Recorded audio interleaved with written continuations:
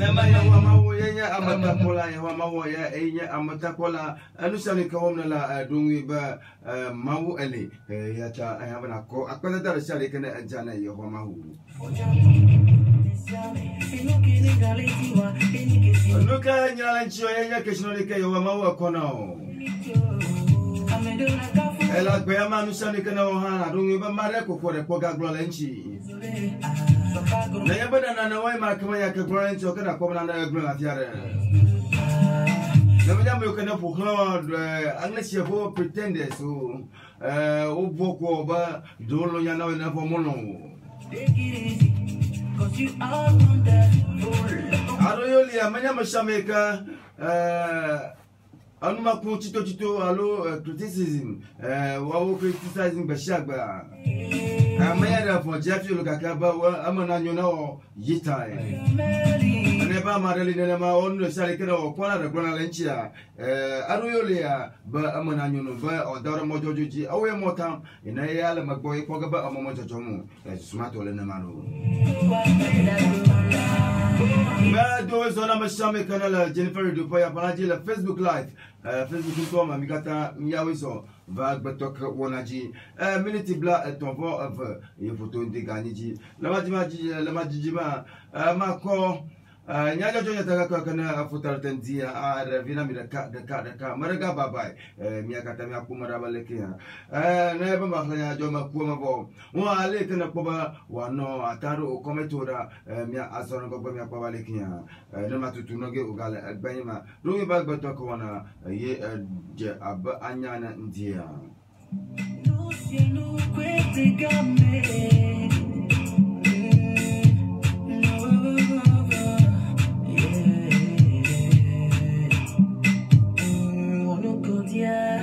Agbe ale kodia voix anya benunele kimba enuvele aya kule twa muni ya besepo to via dico le kaula de azonko enunyo na meti mi la fonti tutti potiri tu sia no kwebe kame abe dage la pio nuna me la que tout je besoin coco mega fo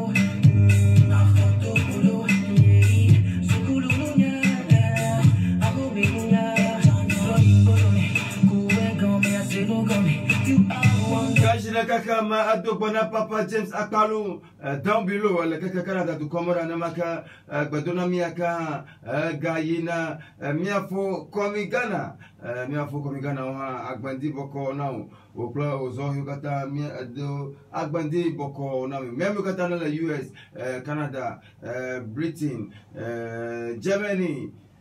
Czech Republic Tobumkata miba agbandi boko nami papa ga kofi abloda Tobuga kofi abloda mi angloba kro agbandi boko no namaka miafo Eric Haflide onha ho agbandi boko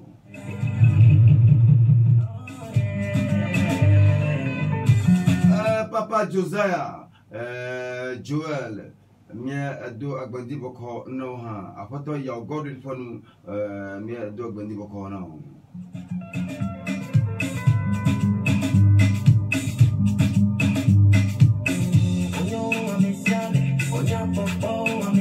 We say a very good morning to the lovers and the followers of Jennifer Do inside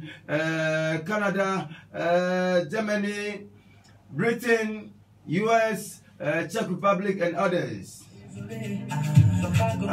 good morning from Jennifer Radio to you all.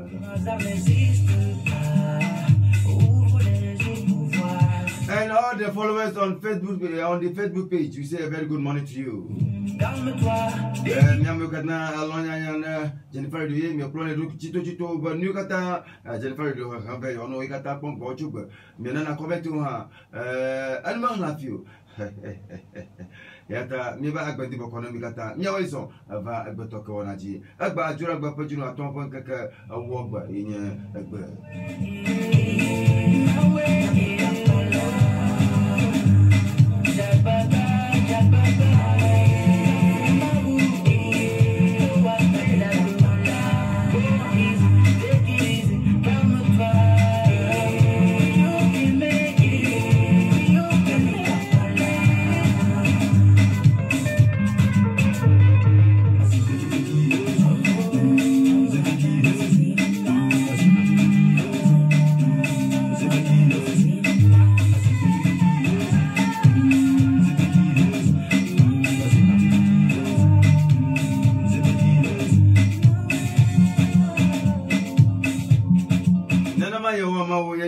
kola yega komikata miaka smata onyamia ako akpada danero smata yonyamia ako akpada dana Yehova mawuya alabana ifa ofa lemia pagbama manya nuvio ba hosaba wa akpaganchemia ako kafukafuma tobina Yehova mawu ya yewe nyaji haba yewe india akpana mawde eta mia azoran goba mia akponya joja taka kana afutarata india plus mia akpoba mia kawe ga futarata ye aleko laba mia oba dumeviu de kareka hana nanyunami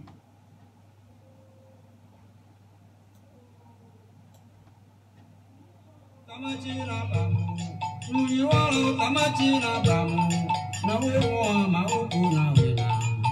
yiji lorisi na batwa au kumai umatumatia ukura noshi unao kujo konao matumatia ukura noshi unao kujo konao anu nyao chijo matia kesiro no chijo Bato kana la fia acho Captain Smart start programming for his Smart TV tackled Corruption State Institution. Captain Smart start programming for his Smart TV tackles Corruption State Institution. Mianovika orang kona ba Captain Smart ika odola Anja TV kula Anja FM ika nyajo futara tendi ni chola ya baiba ipa opare alo ipa nfode ka ufu akura galamse kukula atshofa kula corruption chia uba arajo ada kumana duplola ana maka duplola tapanola uba adhaba ka IGP la fuma nana maka Alan koku tremantin ya atoko kolema kwa ba jogogoya avalo ifa magakanya doctor koku otin ndama ko ado shejiba o aleka jogogo afame ana jagba wo anopo machiru kara na onya na ko bobo na jogogo ka dide hajia ya gbogbo dujara hafi oga atrobo yama so we be afia mun pomna wa Mena fi Captain Smart yin to gbagba share jam ba yado TV station ika renkoni ba Smart TV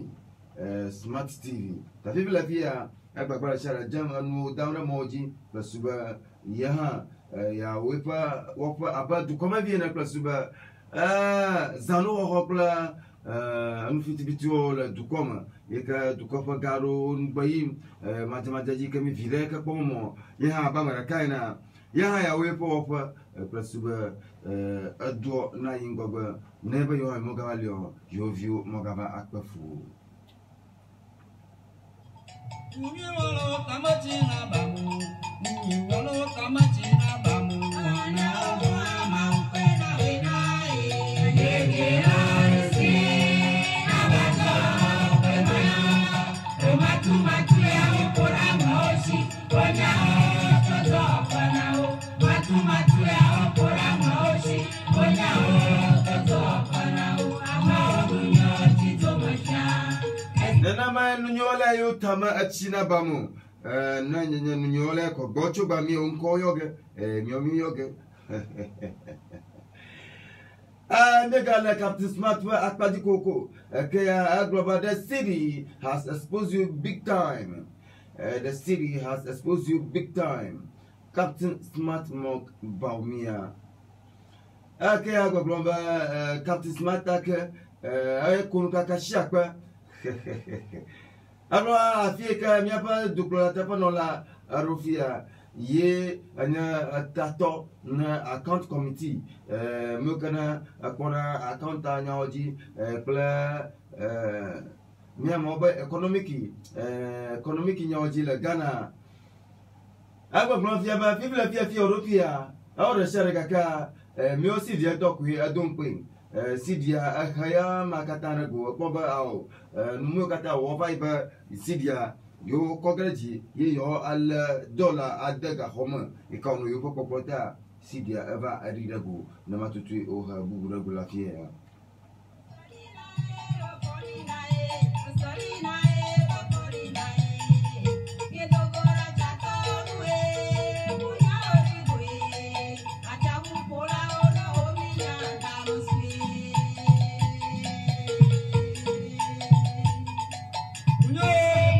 Bobo la fiera Bobloma.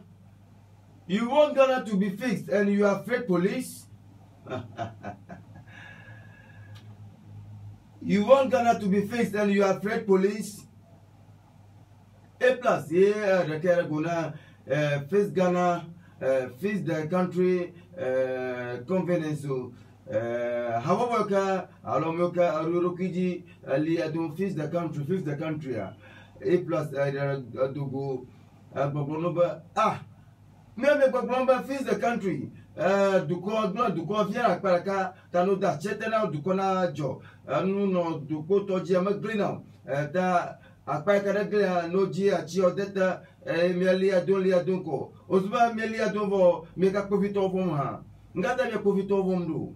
A plus, ye a caragona, Mianovio.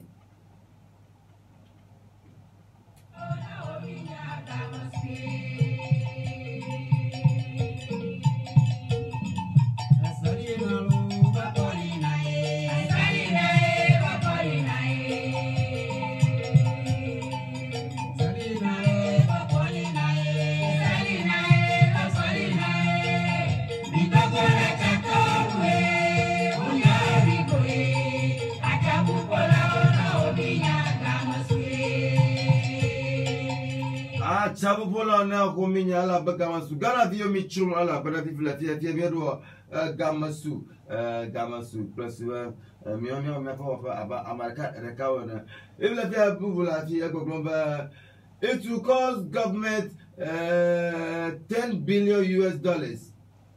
to fix all roads in Ghana. It will cost government $10 billion to fix all roads in Ghana.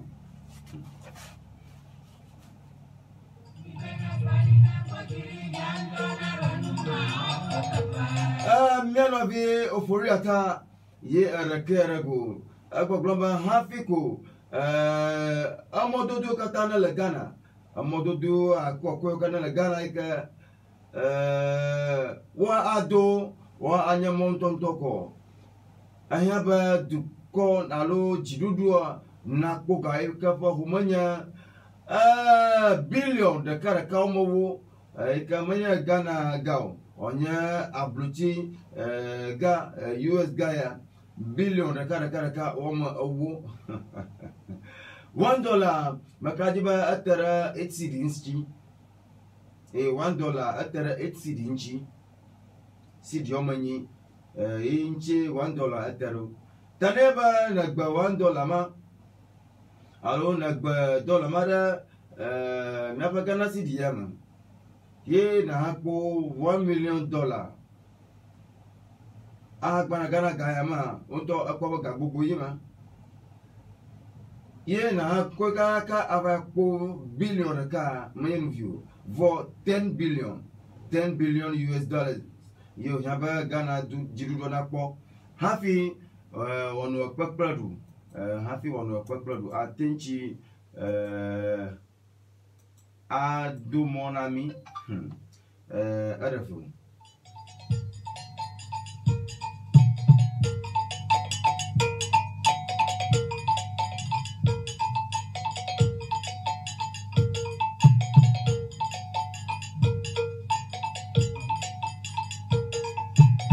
Bobo la finya goglomba. We will campaign against MPP if you allow Muslim students fast in schools. We will campaign against MPP if you allow Muslim students fast in schools.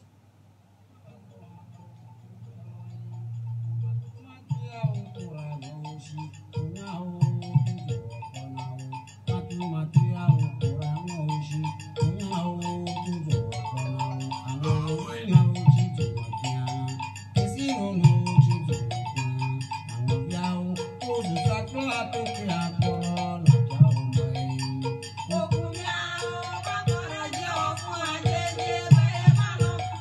Mianovi Ofori Ata Samuel Ofori Ata Ye Erekerego. Oh, Tafraje Dr. Samuel Ofori Ye Erekerego. Agbodasia comme MPP Jirudoba Namo Kachanyan Ye Ora Shiba Miata Muslimi Toyo Usato Kana El Sukuma Ye Ora Shiochibo Hano Pokumala Ufa Unbablem La Sukupojia Kama Yo Sharaba Nakodairo Moga Akodaganazo. You wallow Tamachina Bamu, now I'm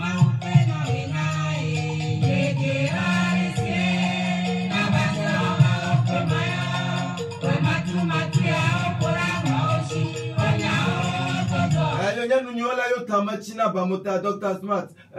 Captain Smartica, only suspension Angel TV. Ayamika Ataragana Toga, Oji Alaba, Yata Fason, Ibromule, Alika, Tukana of Fofajia, Ibromulata, Dumaviaro, O Dogo, Oglora Viva, boycott Angel Products for stacking Captain Smart. Boycott Angel Products for stacking Captain Smart. For Captain Smart, I made Osaka, only suspension. Yet don't have Eric Global, you know, from a junior car. If you have a 4th June, you will Totroga Boba Doma, 4th June. The Mianovi, Dr. Steve Mantin, ye a care over. No, Sareka Acho Angel Group of Company. I have to come with you now. Agba Popla, Moga Kandamo no Kron, Alaba, Marie Kanyata Pobloma, Okara Fiafuji, Rasimamanchi, I have a Warashi, Oponu Kata, Nundra Canalosha, Warashi Katanchi, Moga Pleco.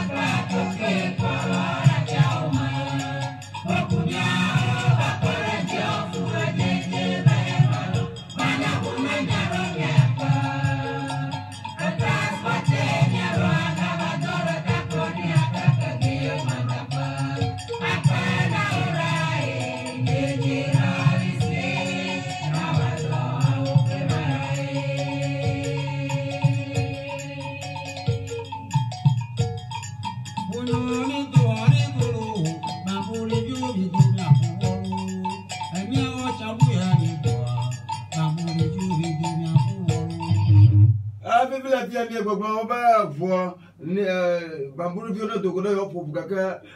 game tomato over Global Pow, Junaka, Pachipachia, Fufukla, Toledo more cut Magalio, Jiggy, Fufumora cut Magalio, Tababuro and Natano, Gitanto Mano for Punga Kamika Kirutagim. 1 month ban on noise making in Accra takes effect. 1 month ban on noise making in Accra takes effect. Zero Kakachipachia of Popo, Jigli Popo, Kasamopo, Yafuko Kamokata Popo, who are Roshaji, again Toma, Zero Kapachipachi.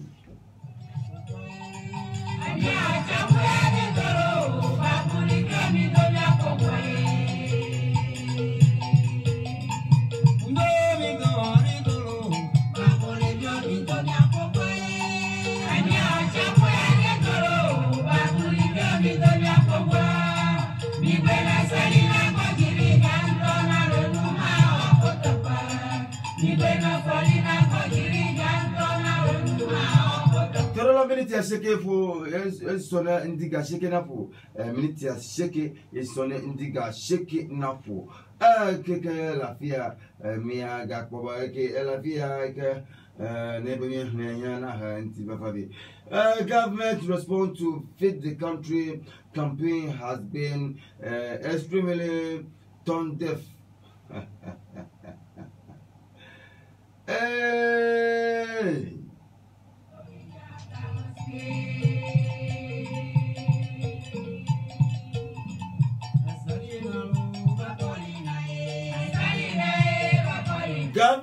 response to Face the Country campaign has been extremely tone deaf.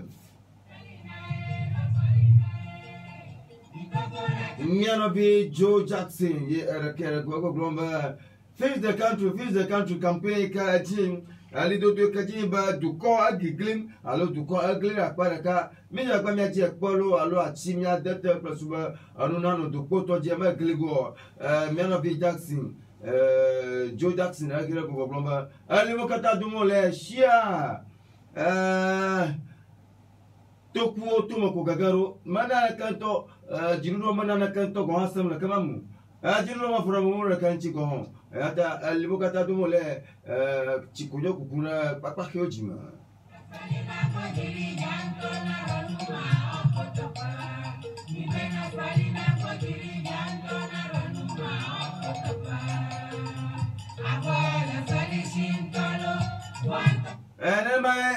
bubu la fienya cho fils de country aka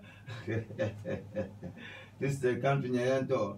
about face the country. Do you really believe in Ghana?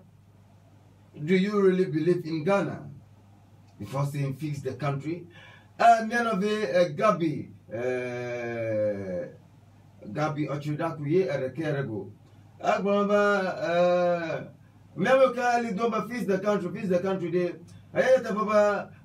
Jidafo Galmesina Ghana via. Meboga Karagana Jifia Ghana Anyuga. Jidafuma Alamyashiba Ghana Anyuga. Emi Bobroma fix the country. Kada Jidofo Lamyasia Mihere Gonemiapo. Bubu Galafia fix the country. Demo. Ghana police mock for security independence square with anti-riot vehicles. Fix the country demo. Ghana police marks for security independence square with anti-riot vehicles.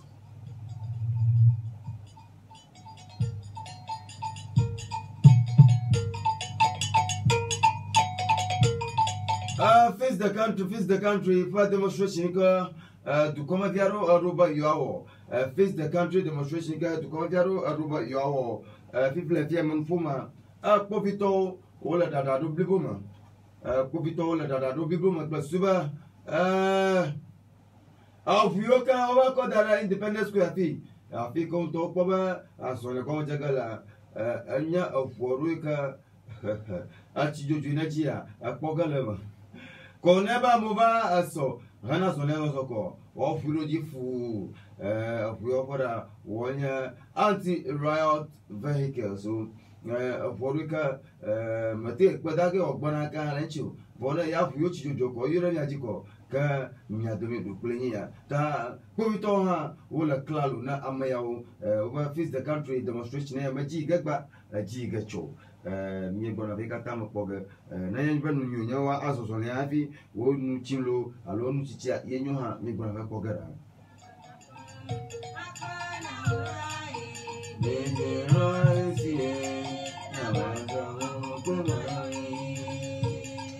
Torola cho wana ba viare aiji la chaman dukom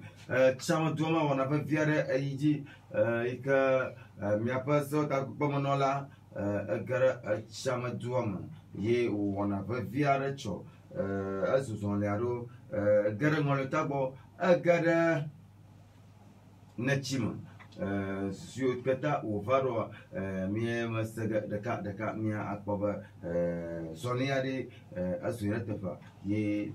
nusosoke ala sonio katama mie akbogara daka mia akbaba aleke wala Minuto jina Jennifer Radio. Nyajina ta ko mia as agbatore afia. Miti na yeso na indiga shikinapo, indiga shikifo mia akaromo da karaka me kwa lekea. Dongo maga da bana mo kata ala Facebook ntoma. Don advisor sister Clara Sichupa. Mia mo kata ko runa komentura mia sugo ala gogo. Brother Edijena, I say good morning. I salute my boss. I salute Madu Agbandi Bokona Mikata Anma Hafiu. Abaleka Magle Dongo Neta Mino Ngobai Miano Poma Miano Dam Deka.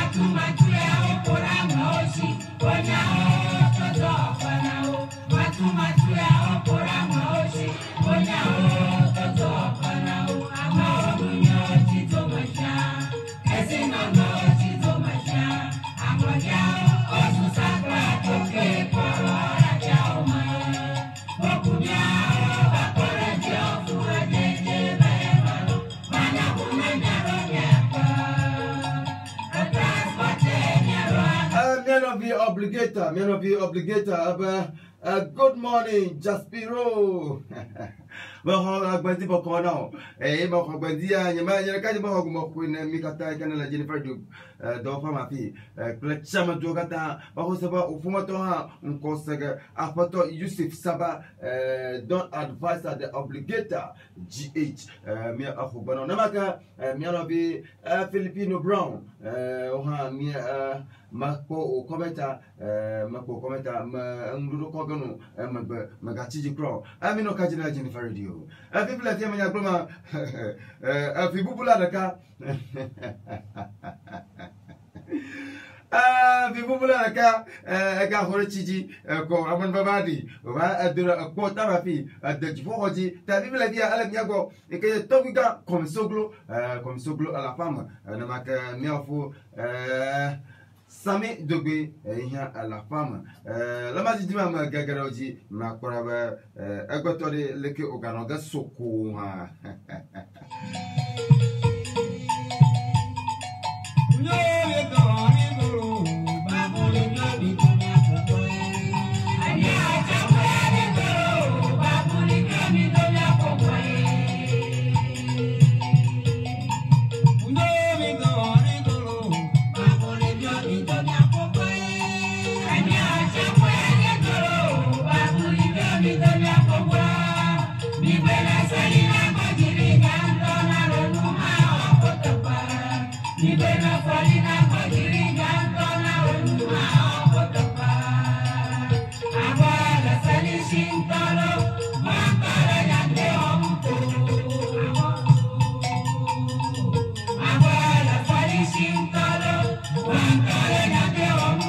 La majijima mia agagara kabufona roji mia ayo marka varo kura sonika mia pa MP ava soncho mia koba vile ka dugula asolema yen susika tutai mia pa MP va uboro mia no yo dunola ka varo mia ako nuchuchule ubo kama mia asoreji ple mia pa nyanyojo nyataka kama Google mia koba aleke ule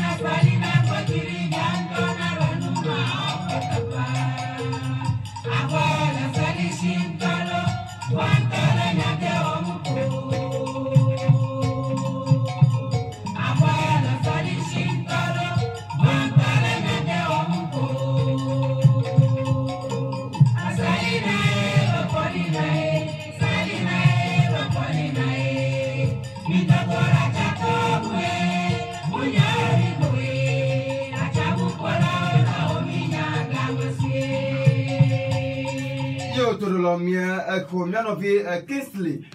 ahoyida kama na wa apuna mi adan ka varuma kura azole ka mi apa MP azocho Tomga Kingsley we s'en va Jennifer du Paya Balaji. Hello Tomga Kingsley. We s'en va Jennifer du Paya Balaji. Mi ena gbendi boko kengo.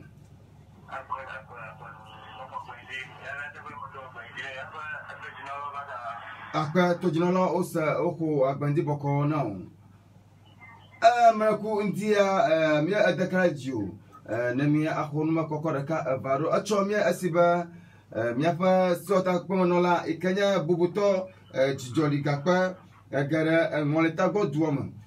ngoleta go nya anya duvira kai akara chamanchi ye ugara ngoleta goduoma ta mia akhon chuchu daka akura susui tai uva kple wɔna yi ke wòva ewɔ kple mi abe du ene yonye dumegakpi ɖeka nenye ta miaƒe nutsotso ɖeka eva ɖo aku ɖe eŋuti ata aɖe me na mia.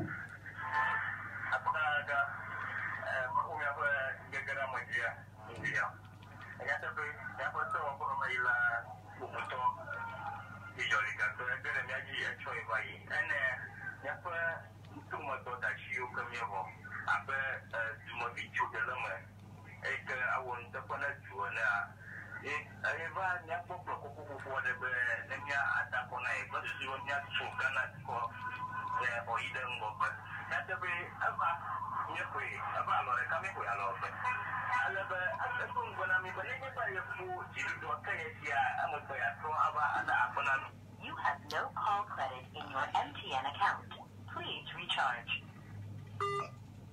Torola ba mia gala kama mia abubia fo gaka mia goga aga akwere ka jinya ko ba alekia.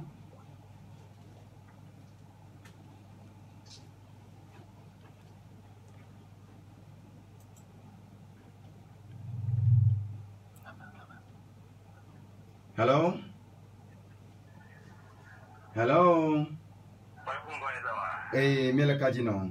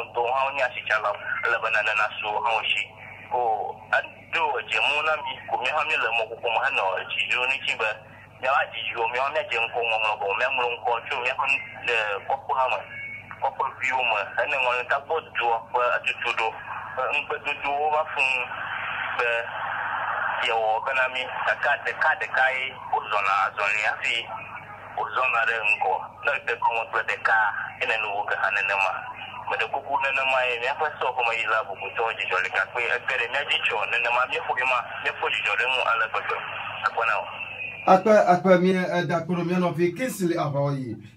de wo numa de ta kuro aleka napa sota kumanola na kata amachanto bubuto jijolika papa asolika asoncho ye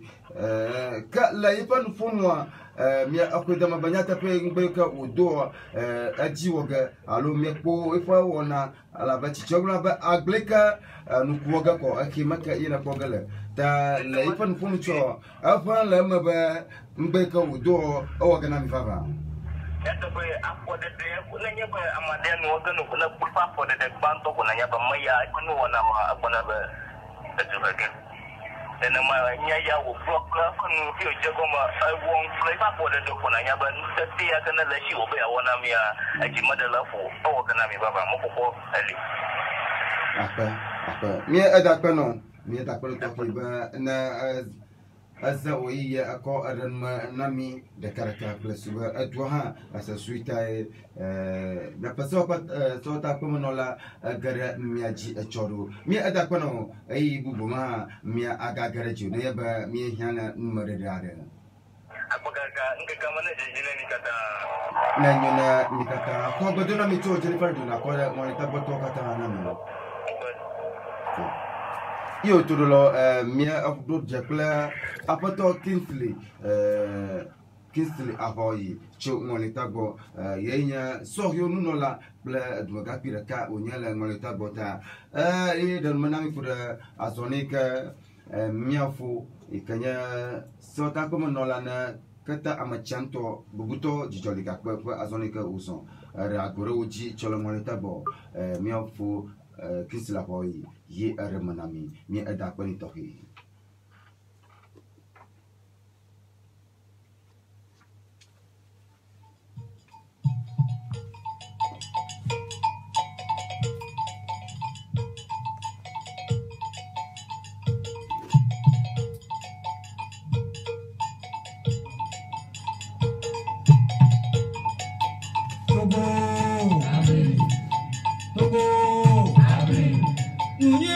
Tamachina bamu,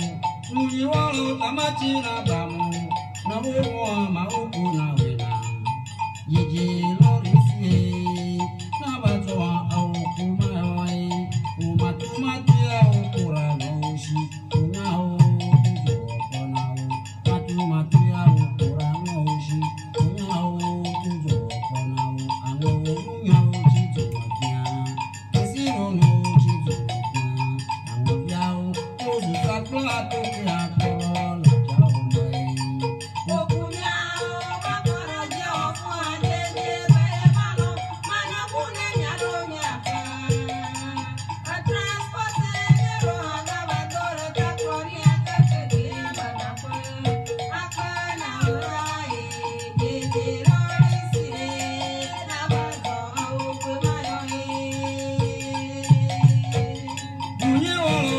Nanama nunyuwala yo tamachina abamo nunyuwala yo tamachina bamo na awunya yo ho mawukwe na wena dijiroisi mi adapano ba o neva wuto ho angwato vie ba mva wekata ya tami adapano ha akora mi agboba mi o abaduma biona mi o ha mi o nyapo wo fa abamara kara ka na plasuba mi apo wo fa iha na ajajo biblia via minute video ke photo ndi ga shekejita magara nyama kpoji ado iso toke no na mi agara nyama dodo mi akpoba aleke ya to mi awiso yo mi afomoto ado novio afomoto e plat bo lo kata mi donia ya Jennifer Radio odo dola oli dola odo dola oli ikata mi fo na gbe mi awiso shire kake yezoro mi angu bamburi vyo nama tere mi ajio mi direma aji galazi watara no dada aji kandi na mi akpoba aleke mi asora ngogbe ha mi agava shire kake ka agbeto ko na ajora agbeto ya ye goma mi je plak aba duranyo vyo fa nyagboglo na bando kamia akola fia oba face the country. Do you really believe in Ghana? Mianovi Gabi Ochidako, ye renyeregu. Ghana view, Peveto Mukana, le zɔlizɔzɔ alo ɖoɖo ŋu be yewoazɔ zɔlia yiƒe enya tsi ke wokɔ ɖe asi nye be face the country. Woƒe dukɔ ya egeglim fifi afia megale dukɔ tɔdzi o alabe enunɔ dukɔ tɔdzia megli nɔ gake ɔbe Ghana do eva geglim azɔ ta wobe míadze agba ɖe sia ɖe alo dziɖuɖuɔ ne dze agba ɖi ne wòa face the country wòana be dukɔ nanɔ afɔve dzi. Ifia mía fofo Gabi ebiabia fia be míamewo ke ɖe nye agblɔ be face the country ɖe míaŋutɔ dzideƒo ɖe le mía si le Ghana. Míaŋutɔ dzideƒo ɖe le mía si le Ghana fia hafi egblɔ be maɖe ne face the country hã. Afo sami. Biabia míanɔvia bia ɖe ele teƒea ye ne be wòle teƒe ɖe susu katã wòle teƒe ɖo ne make ne mele teƒea ɖe leke ne koe. Ama se biabia me nyuie biabia be nya ke míafo Gabi gblɔ be míexɔ míaƒe dukɔ dzi se. Míexɔ dzi se hã. Metsɔmekpɔkpɔ ɖe le mía si na dukɔ ya. Ayo metsɔmekpɔkpɔ ya do gbe ne Jennifer Radio ƒe nukpɔlawo. Ale nyateƒe mea enye ya míafo Gabi gblɔ menye nya vɔ ɖeke wònye wògblɔ nyateƒe nye wògblɔ. Nenye be míele dume dua ŋgɔgbe yiyi wòle be míadzi ne du ko mí Ghanaviwo míatsitre be míade míaƒe dziɖuɖuwo ɖe afɔve dzi woatrɔ asi míaƒe dua ŋu ɖe ale yi ke míeŋuwo kpɔm be ŋuwo me yiyim nyuia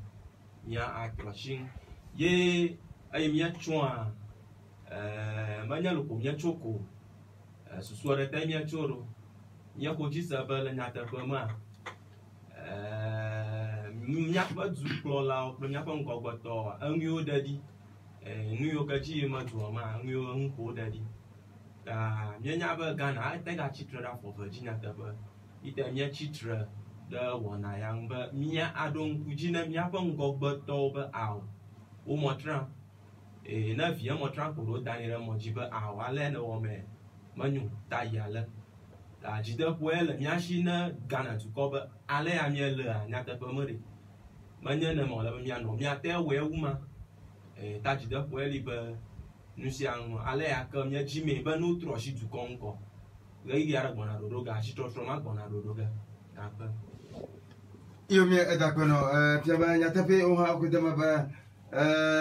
biabia ke míafɔ bia ebi ɖe teƒe ye wònoɖo nye be dzideƒo li be Ghana atɔtɔ ge tɔgbi gã Metɔ. woe sɔ dzi ɖeka ke Mesɔ ɖe mía. wòbabla ŋdi fiafia ko be ame ne zɔ menye emɔvi o kɔ be ɖe fifi le ko na ɖiɖi tso yameƒɔ me yameƒɔ kura be yewo nye dziƒoxɔ nye ta dziƒoxɔ tame va dze ɖo hafi ne ɖiɖi ɖe me kɔ ge ɖe xɔ me ne biabia ɖe yi ke míafo Gabi biabia ma ɖe leki ne hoe. Yo akpe. Maze mo ŋkpɔkpɔ ya ado gbe ne Jennifer Radio toɖolawo katã míaƒe dɔwɔlawo katã meda kpe na mi be nyamebu vie hã megagbɔ miawoe lé mi ɖe asi. Mayi dzi kpata yenye be nyateƒe nye wònye míanɔ biabia elabe ne míeli do be dukɔ ya miwoe nɔ nyo haɖo míaƒe ŋgɔgbetɔwo le wɔna mía ne mie dumetɔwo alo mie dumeviawo ye míawo ŋutɔ míetrɔ fɔ ŋɔto etsitre ɖe afɔve dzi dukɔ ya megbe ko yi gbɔ la susu ya te o bienya ya ɖo be mía ŋutɔwo ɖe dzideƒo ɖe le mía sia ne nye dumevi ye ne le dukɔ ya me ye dzideƒo me le asiwo be yewo de du na yi ŋgɔgbɔ alo yeƒe dukɔ ne yi ŋgɔgbɔ ke fia be metso ɖeke le me ne edu ya me ne le ta nyanyanya ma gblɔ fifi la fia nya dzideƒo le asi me nu yi ŋtsi te dzideƒo le asi nye ɖo nye be ne míawo ŋutɔ míetso ɖe afɔve dzi kɔ míaƒe dukɔ ŋgɔgbe yi ke evɔ nɔ nye be míanɔ anyi anɔ li dom be dukplɔla ne kpe ɖe mía ŋu dziɖuɖu ɖe la kpe elabe ŋkate me nya gblɔ ɖo wɔ eye míetsã míawoe tsã ne nane me yi nyuiɔ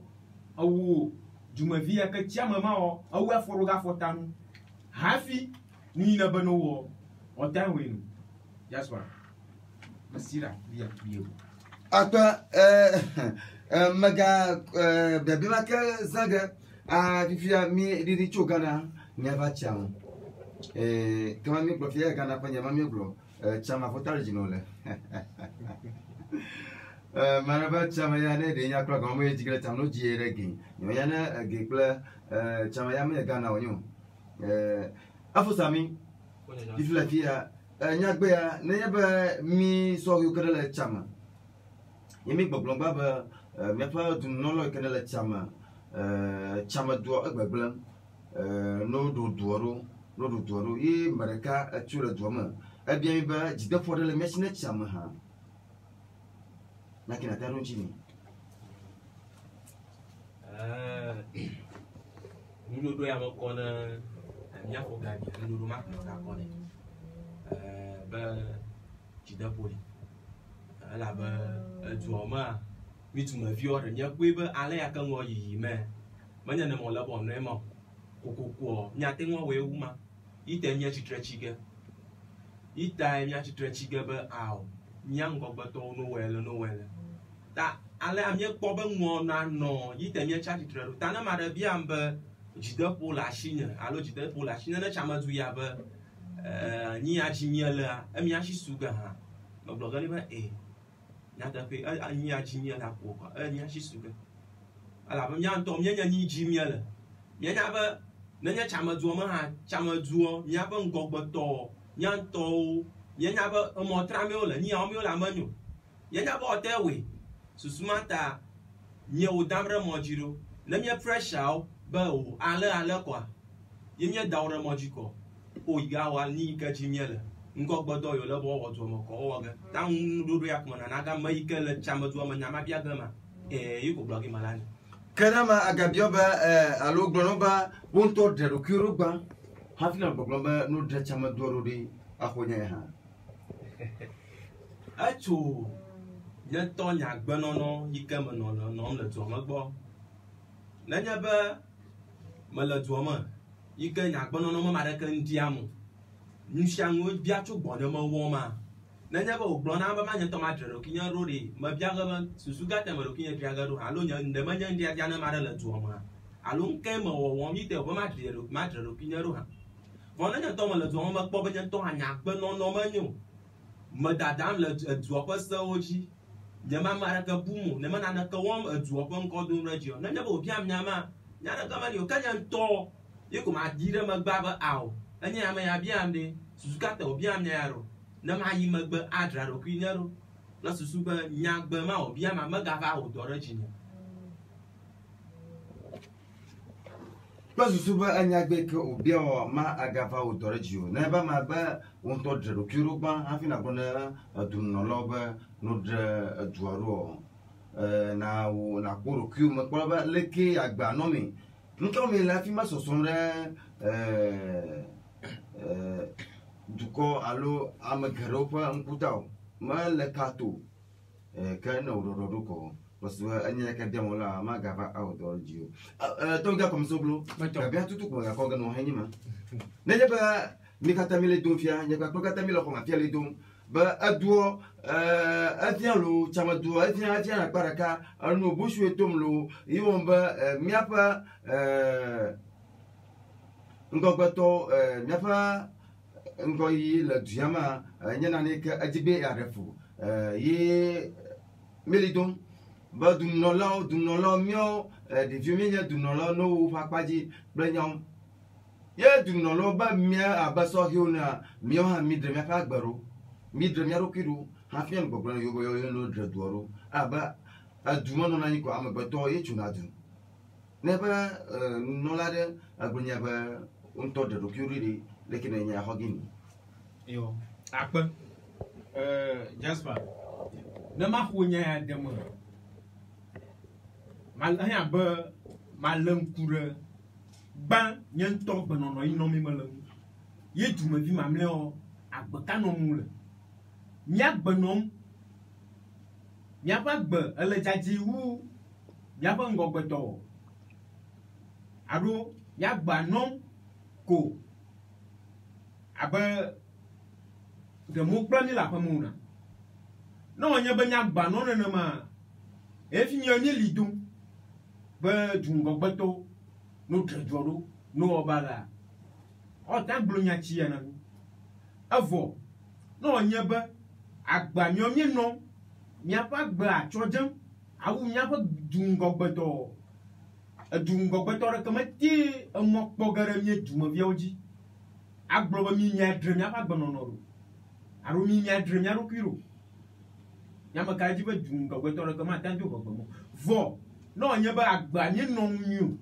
emi ha lidun ba mi apa jungo gbeto no dre duaro no wala enya gbere share ike o tan gblo re mi ngo o tan gbri ala ba nuga te ma nya gblo nya te poto nya ba chame ya nye so hero nya gba no nyu nya pa gba ma choje nya pa gba ma jacho bi fi nya pa gba ma jacho e nya pa jungo gba no lo ha wo pa gba ma jacho re le kimi o gafi anam mo na o ro ju ro kimi itana ba no ro o ndugare ko gbo ho e na ro le ro kium ta nuya da ma kpo nuya o ye wo mba na made na glo na made bo na wo bala I hana trouble no bo o ha ina wo bala jaspa nyali ma kpo ya akpa afiamane be mi onto mi adre mi arokiru ko du ha du kama cho ha o to ko de mi dakpa mi aga gare bamburu vioji makpo bo bi mala gbegbe plus organa mi hagbere ka mi akozora ngogbe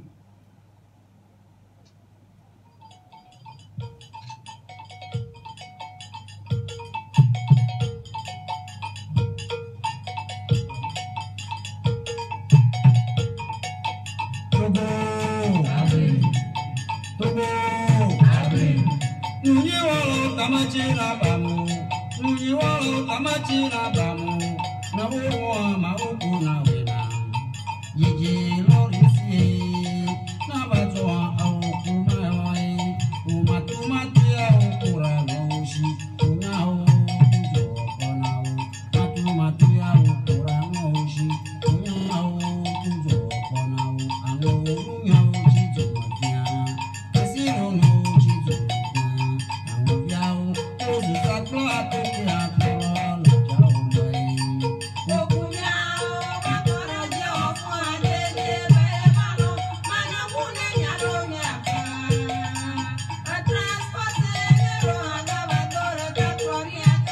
Yo, this is your man JJ Gunani, aka Dr. Bakwi, and I'm listening to Jennifer Radio. Jennifer Radio.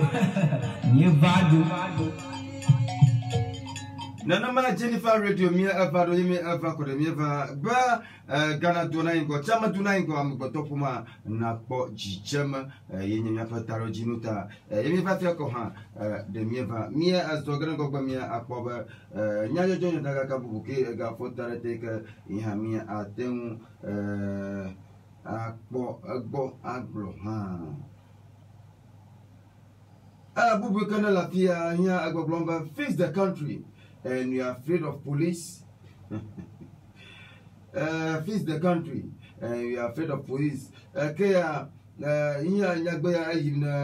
mokatana atitre gba goblomba fix the country, fix the country. Ogoblomba nyo mechitre ba duko avia yemi nyabanya tapama duko avia yemi gbagbajem ba duko na afora atitre. Vo mi aga vo na covidon ha. Ba mi ga vona kuvitoa ika mi abaya ntonto nyo mi yola susukate mi anu vovona polisu alo kuvitoro abosami de madanya na banui aka omela anu nyonya vo agan vovona mada ayo fonya jaspa ya ta mama agba amanya lare nanya ba yenya mare ike ya chaji tere o jojo nyanya jiko mala ba na ka fona mare ko ala bo George nye ta ite na chitrero ite mara na woman na chuchu ga glo ni ba aw mama fo ko mo yon ko shigo na tere mo ba aw ala chia wo na glo ni ba awala o mo me na mo le bo we mo daka le mia to fils de country to bo o bo fo fom na mia fa profito nya te pa ma mia fa profito o nya me ko le ba wa akpu mia fa de ti no bo ike o campaign ya o ma onye na profito yo ike onu akpo gbogbe o ma egblena na ke le state property alo mare kan o ta ma je be wo ga no profito yo vomo na eyo ko vo fial ata jobe ro ma hi vo ya vomo na police ka o nto na no wo mi o le ike ma jije mo ite o vo na profito be na yo awole ka profito o gere ma wole. Donc, profito de global fils de country demonstration. Na yaba mara dogoye o sone ya zom ye o ba je barajini ka fe yen twewe. Ye ka fe ba mura mo ba wa sone yo. Ka ko o gbagba re chala jemba never fun. Bo never na demonstration ma profito e jona manchi. Ta never profito mo no ga ju mi anchi o. Ka fe ba never mara fu gbamia ye akpa fika ko lo na o ntwewe. Ye nya joha dugundi aba woko anti riot vehicles who aba park the Blaster Square. Aha, Blaster Square. Ye susumata obia biamba do meba yuwe atitreba no fils de country pomi ga hovona profito ha. E ka profito ha fifla tie mo le fils de country to fa akpaji. Aha, nu kata o zazalo machine yo of you cover park. Hana ni anu chicha eke fiamba mulo pakpaji for the neighbor nu ye onya asolia so nu nyonya de nkata fi amumo iji asosolia fo ya jasa la comme ya jama ka iko jasolia zo zo comme quoi mais problem ya pa juju o plan ya pa ngogo to o ho charge trader zo ya zo zo ta ata jom ya pa ngogo to wo te to mo de sha de ji aka a profito ha de e ya ma be plus su be wo a wo nana ama yo ka zoli ya zon plus wo chi wo pa zoli ya zon su ma ta wo no for form na profito ya ro e ma na global fu mo ka nya ba profito ba ko pa craft ma go ji ya alo ike ya ba profito la jama ike wo le ready be na nya ba o nana wo zoli ya zon ma yo va a wo nana alo yo aha modu motore ta ya ba ngogo to wote ze mo npopo ya ala ike yo wo achi zoli zozo ya nko sube mo yo mu ga yi po zoli zozo ya jo la mo go ayo charge trade zoli ya nko ayi ka profito va ma go ji ko te blo be ka ru ma yin ngogo to ya we wo we akro profito da jama ko sube o ten achi zoli ya zozo ngi te o no perform na profito ya odo ta la nya ta ma na nya ba nyu ne o mi ta ma jaba na no perform ga ka ale ya ka ngogbo to chocha chitrede zoli ya zo zo nge chuko ma jeja ka ha bo blona mo ba no office o rokio mo da shire zoli ya zo zo ji o afi profito wo va va no do ma zo ma ye na ba mi apa ngogbo to yo ka le fils ga na pa la zoli zo zo ya ploma wonu vo vom na profito ya akwa to ga comme soglo ma bien que ko ga no ha do leba nanu alo na ko bani anu nyu nyefo akan fo bomba ame ko na chitre nchia we jiruga alo nanu fo na profito yo akpa fo nya jaspa ya te ko nya ba to boba atan akpo joju nyanya achia fo voji be mare no wo bale kaka bia nya ba rukiyo shine la na onye bana la marete mare pa protein la to boba awe na fi mama ya fuma ina o ha la mu na onye ba ni ten fo garo nya ba to boba ko nya o joju nya ina nya ba mama ana na wo ma yo du garo ngo na ba na tro no we bala a mama nya ba ya e pa atina leta o more sha de ejika o tu achi o nya ma blona la mu attends-tu ta igano fofon afa plafa be mi ya o mi le fiare me mo ga na ba la mo ga ne ba la to afima fofo bona afuma no ga ka kanye bia bia ka ma bia le zɔlia zɔzɔ ame yiwo kaɖo miaƒe ŋgɔgbe tɔ yiwo kaɖo miaƒe dedinɔnɔ dzikpɔlɔ nukatɛ mo da asi ɖe nya ya dzi o alo nukatɛ mo da asi ɖe zɔlia zɔzɔ dzi o nuke kpɔm wole ye biabia nye be ne miaƒe ŋgɔgbetɔwo hã mo da asi ɖe zɔlia zɔzɔ dzi o nukewo nya be ye gbɔna dzɔdzɔ ge ye biabia nye be nukatɛ ye mo lɔlɔ be dumeviwo no zɔzɔlia o nukewo kpɔ be gbegblẽ tso yewo ɖokui ŋu yewo nya be ne dumeviwo zo azɔlia yewo ƒe mefi me gbɔna dzedze ge lɔɖo yewo ƒe gɔme gbɔna dzedze ge yite mo asi da ɖe zɔlia zɔzɔ dzi o ye miaƒe kpovitɔ ɖe nuka kpɔm wole yewo hã mo zɔlia zɔlawo dzi dem o ye biabia biabia yi me biabiam hana be wɔ yi no ye biabia le nye ya vɔ ne wònye be ame gbetɔ wo ne le anyigba ya dzi ye ne emɔ ɖe tam ye mɔ me dzɔdzɔm o nɔviwo yi ke le megbe megbia ye yɔ gagblɔ no be mɔ ya ta ne la mɔ me dzɔdzɔm fifia miaƒe ŋgɔgbetɔwo nye mɔ ɖe tam emɔ me dzɔdzɔm ye mie dumeviwo ke etsa mi kɔkɔ da ɖi be o miwo nua na mi ne wòwɔ ba le ye miawo miekpɔ be nua miebe miewɔ na mi me ye ya wɔ mie le o yi ne wònye be nye dumevi mo miegblɔ be o menye nua miebe miwɔ ya wɔ mie le o ta miwoe na mi ba le miwoe na mi ba le ɖe agɔ nye wo dzea agɔ nye wo dzea nye biabia nye be menye ɖe mielɔ be nui ke dzi mie la yewowoe na mi yite nye va le afi ma ɖo ye ŋkate ne wònye be mieŋɔ mo ye ne wònye be mie gbɔgblɔm be awo enua xe ya miebe miwɔ me ya wɔe mie lo miwɔ ba la wòsu vevesese Jasper mesi ɖe afi ya akpa mie edakpɔnɔ ɖe wo nume ɖeɖe hã ta mie edzi ge kaƒomƒo mie gbagbadze mia ake ɖe miaƒe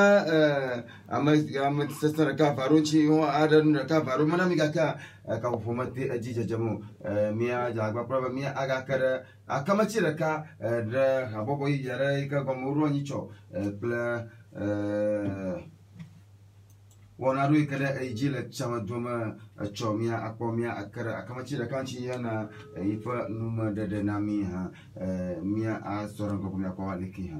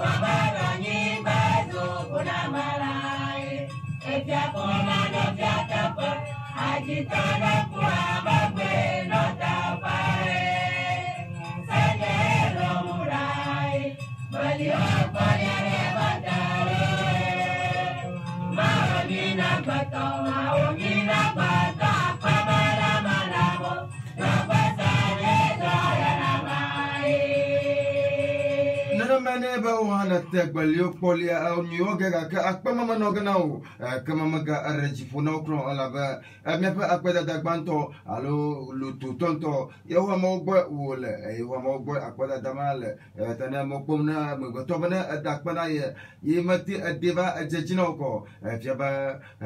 o khosta na do ko na la adidiga maga achijo yewa mawu yenya akweda la ganto.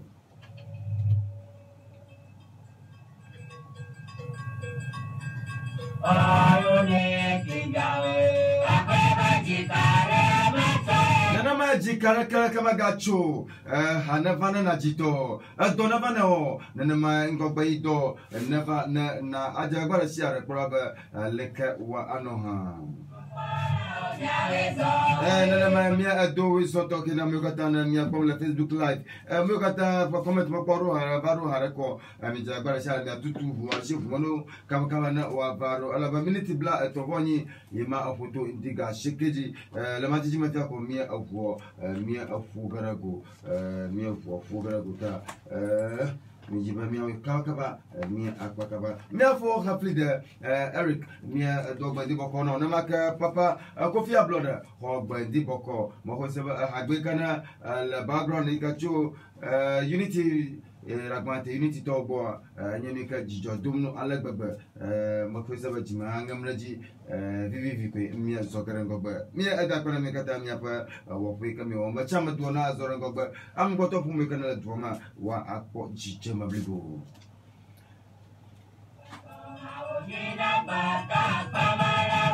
nana maka kabufo wono ha ajinga ka jogbe beto mete ka kamera amko ha mia aruja pulu kura wono kana ajim alo wono kana aiji achobai la chama plepo gologio mia fokala magarento aka oba ka fufo masasam ala baba kangara nya jora ka jitawe ba ka fufo masasam aka vivi mi la jine be kana maraka jiko mi ha gabe moji mi kata mi aso fa go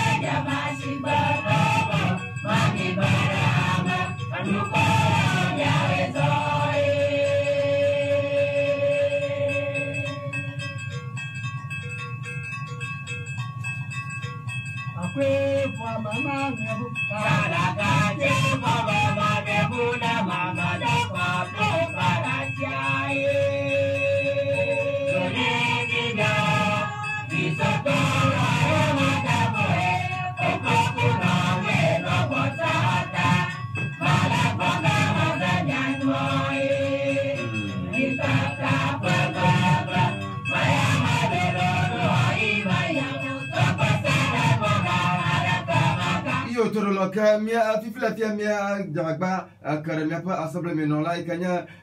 honorable Bernard Sukanchi ye alaka jinami fifila mia ho baraka varo chogo kula wona vabika wolango oiji le chama echo mia aho wona via mia kwa alaka honorable Bernard Suka mia adu agbandi boko ye medu wizonu va Jennifer Dufo ya Fanaji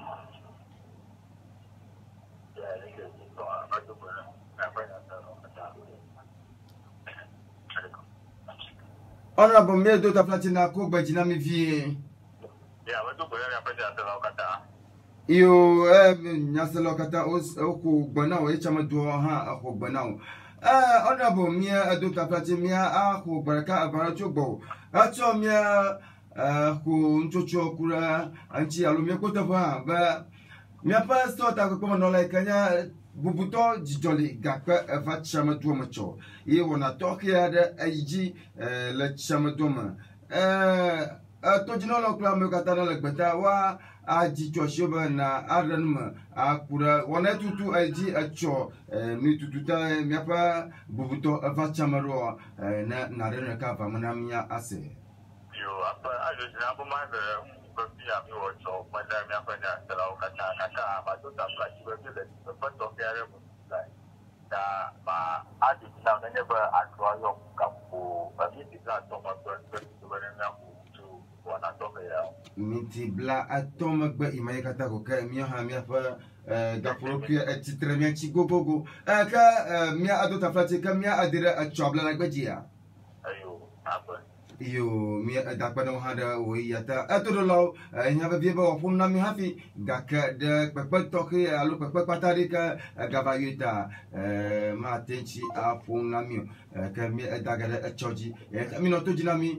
mi no sada masaga ka hafi ya nanu yi mi dakpa unity vio mi gala jenya kwa wale kinya.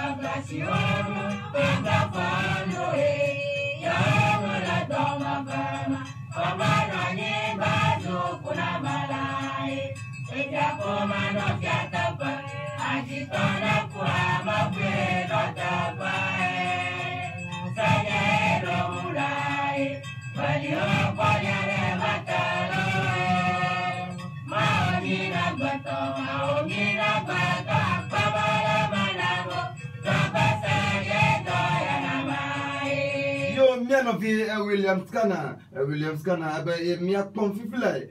yele play adoni come la miji mia da akpano. He said you are watching us live. I'm watching you live. Good morning. I'm watching you live. Mia da akpano ha da wa uracholama itaina ate aguga zawi mia pom nu kata medumila ha wa na pom mia da akpano toki de wonuma alo committee kana ko data mi ada ko to mi ajiga mi aga po de kara mi po ba leki ha mi po nyata ka kara kan ko ka mi afu agbatora ko mi afu agbatora ko militi bla nevo aton ifo to ndiga sekejita mi abudara da ko mi akpo ba fikimi aspiru am agba kafufu mi akun makoko ye nika kami ba mi awaren mana adwa fi kaka kafufu di rasa sa kangara jura kajita yui kekana la fi kami kokoga global the city has exposed you big time.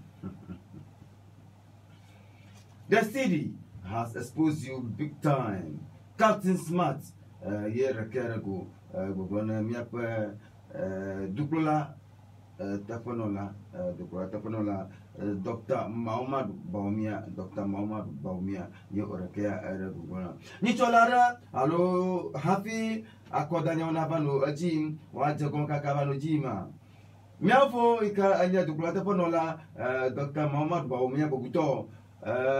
Di global CDA ya yoga kwa shala jaga na ya biha na lulu chike ya yodoga ni ofu blutu kai mo kata na olulu na mako ka dollar yo la vivi academy vivi ko da yo hiko yo badi ka homa plus ba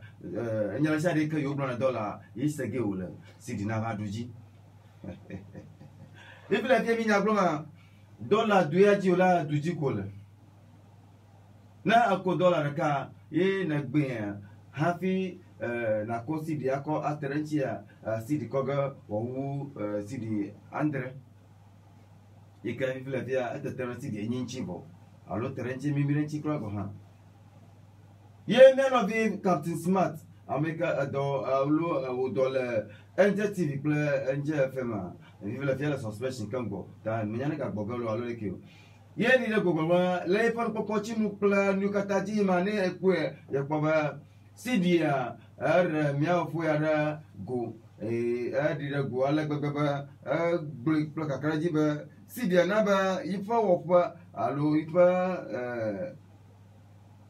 Anyaka ou Blo, Placacrajia, au de Canton Mavamuta, Sidia, et Hirago. Apostami. Gukami na kwaba miapa sidia Ghana sidia Madina na ko vo ohanho miapa doklata pa no le adago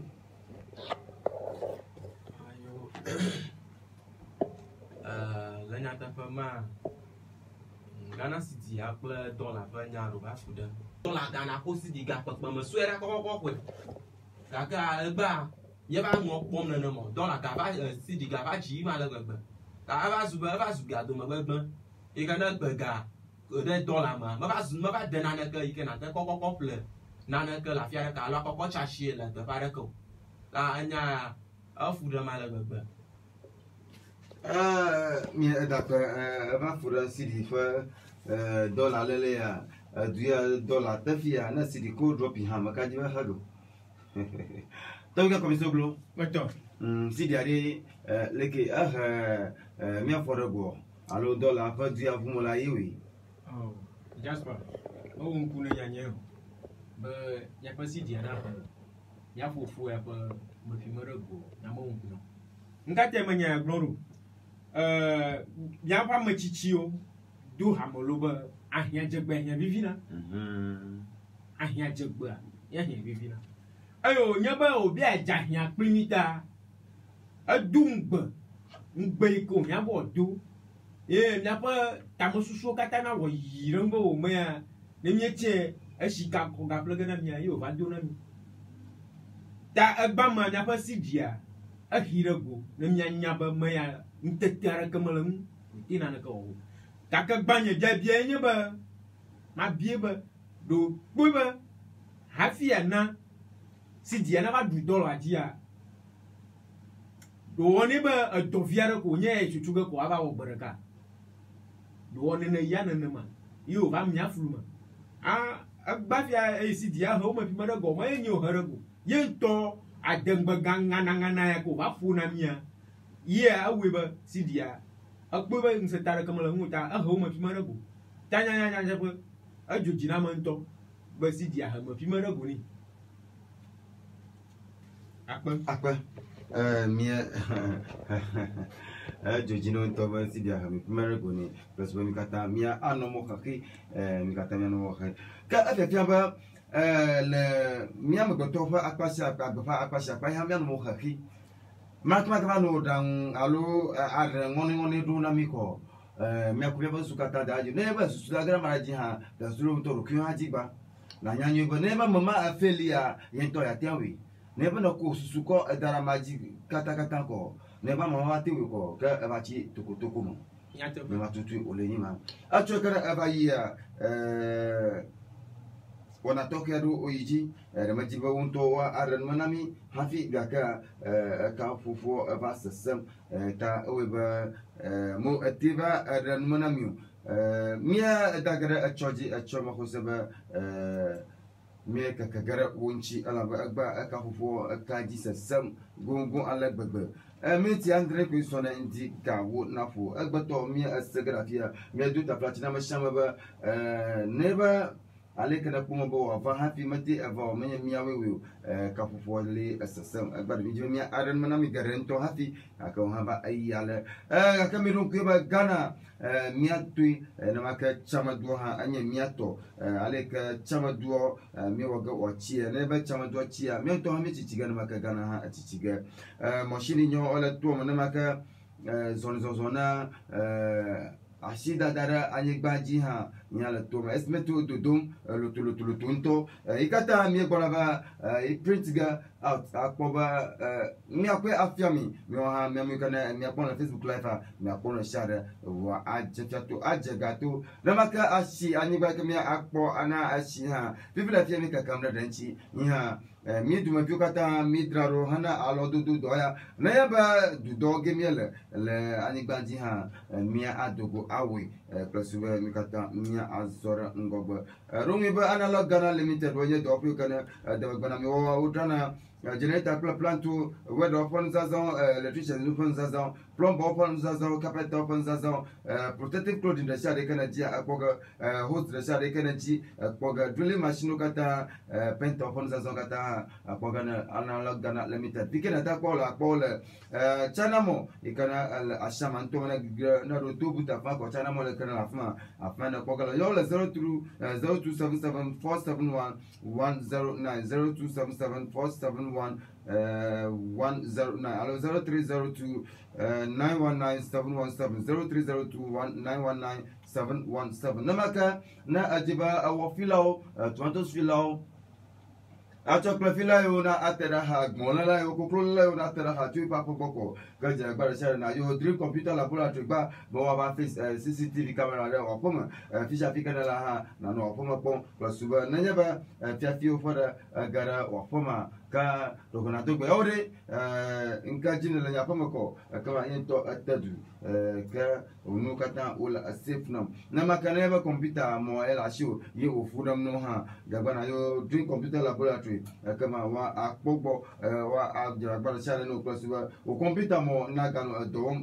pladu ono ba ye ko nya na ba aflana na makana ji software kla hardware share bi asro ha dream computer laboratory le to ba ya afion fikira ta ko dream computer laboratory le ola abo chamomoji ola abo chamomoji na do aboko rota chamomoji ko dream computer laboratory pogala o dushima nebe na cho abo ala dushima na cho chama ala miyama ayola 0544 688 566 0544 688 566 na ayo dream computer laboratory o totogeno bobobo na maka new no lasi soya beans sweet potato gari namaga turmeric sweet potato gari Togo Benin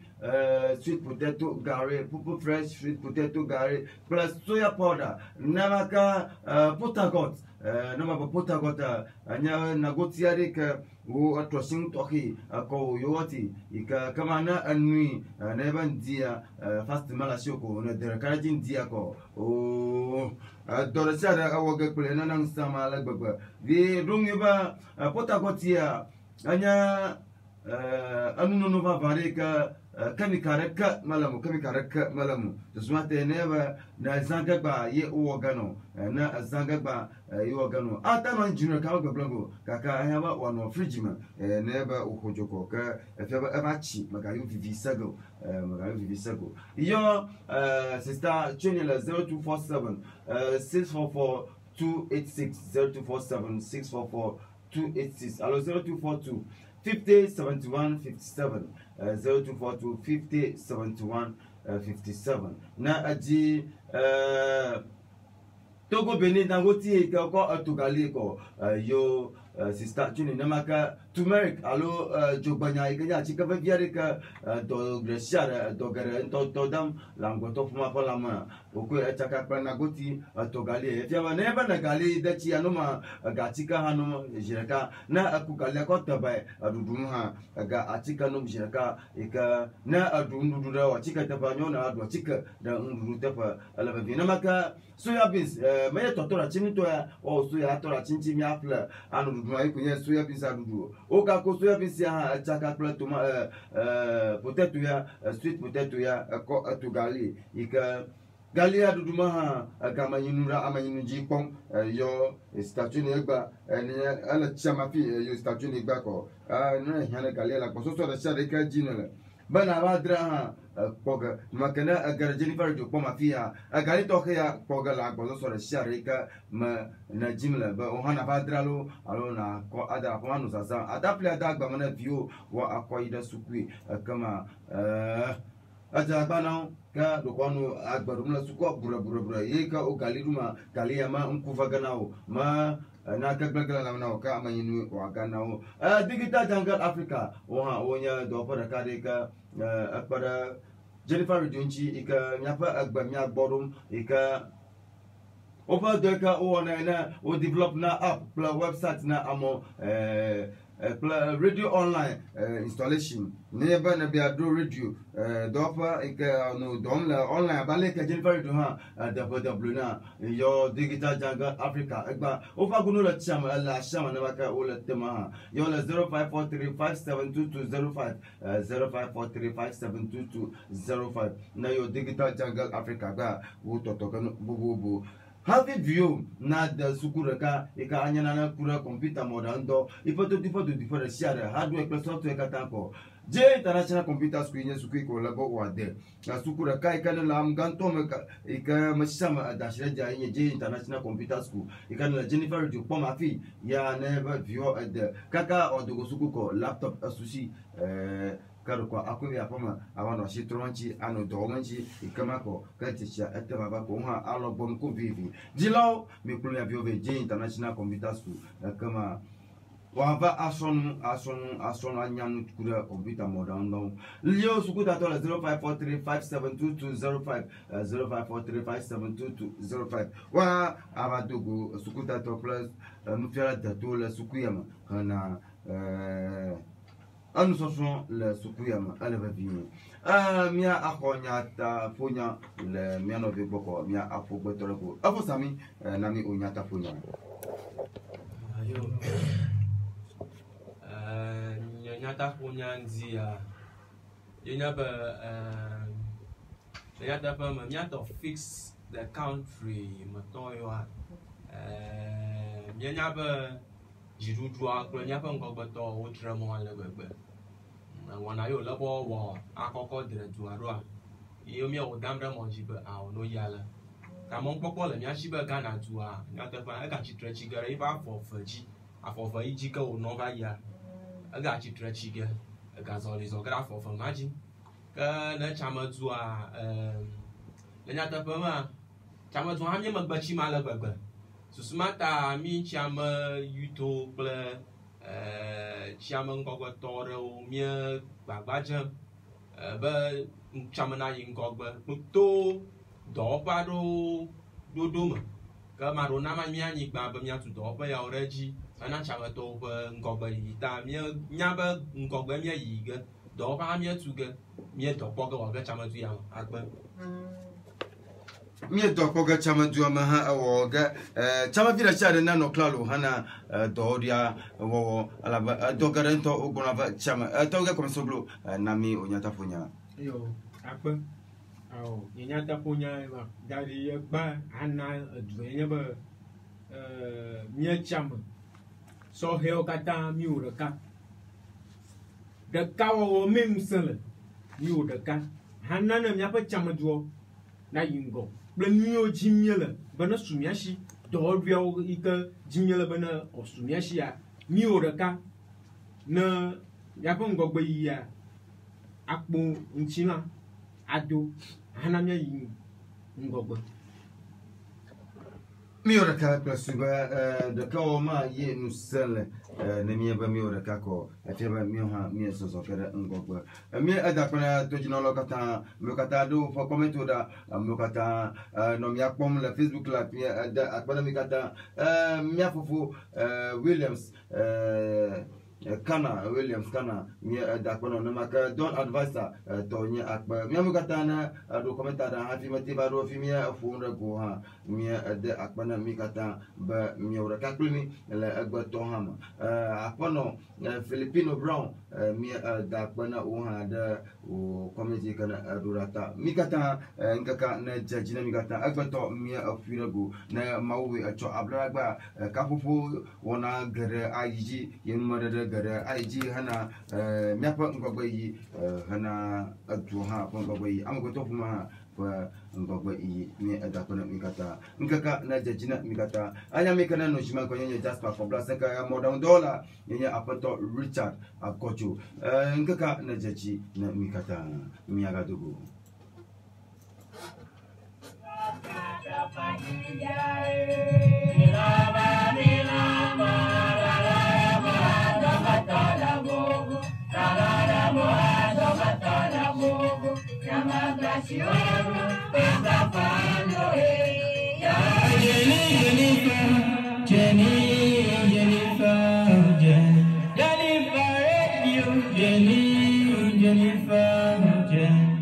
Yo, this is your man JJ Gunami, aka Dr. Bakri, and I'm listening to Jennifer Radio. Jennifer Radio. Near Vagu.